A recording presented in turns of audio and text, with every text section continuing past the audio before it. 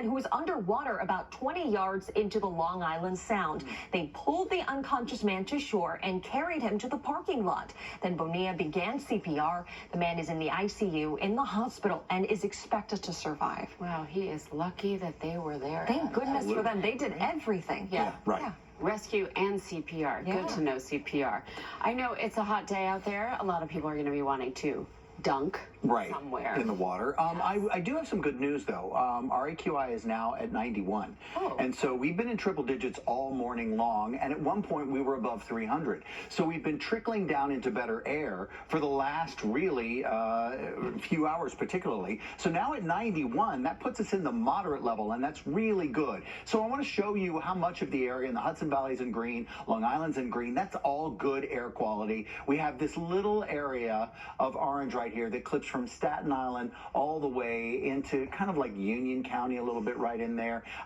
So, you know, that's the only spot right now where we have that elevated to unhealthy for sensitive groups. You can actually see it where you are today, just how good and crisp and clear that air looks right now. Big area of high pressure under control for us. There's barely the edge of a front in southern parts of New Jersey. So we're 87 degrees outside right now. As Lauren mentioned, we are getting warm today. We're going to 90, 91 degrees in a lot of the area. We're already 87 degrees on the Upper West Side, 86 in Staten Island, 86 in Mill Basin, 82 in Yankee Stadium. That's up from 79 just a minute ago when we were all together, and 90 degrees in Wrightstown. So that air quality alert is out, and partially it was out because of the poor air quality that we had this morning, but also the expectation in the heating of the day that the ground ozone levels would be elevated in the hot sun, as it always happens for us, or often happens for us in summertime. We also need to mention that there's a little extra water at shore areas that are marked in green, particularly for New Jersey, during the high tide cycle later on tonight.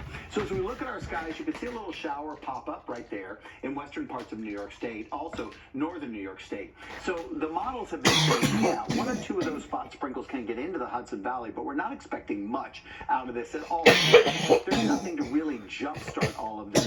Big areas of high pressure have that heat spreading all the way. Look at Philly at 88 and the city right here at about 87 degrees right now, going to about 90 for a high. And look how long we stay at these high levels here. 88, 86, 82, into 8 p.m. So it stays fairly warm even into the evening hours. The good news that we have during the day today is this right here going to moderate instead of unhealthy for sensitive groups. And I think we'll see that area-wide, that we have a little holdout here. It's really about a 5-mile patch of bad air quality across parts of the city and into New Jersey right now. That UV index will remain to be a 9, very high out there. 90 degrees is where we're going today. That early smoke, no longer a huge problem for the area.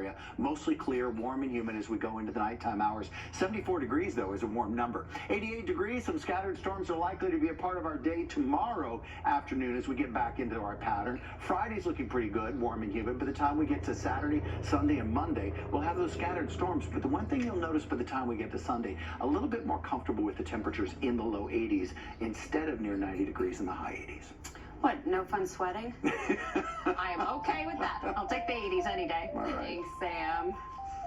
Well, when we return, a look ahead at some of the stories we're following this afternoon on Eyewitness News. Stay with us.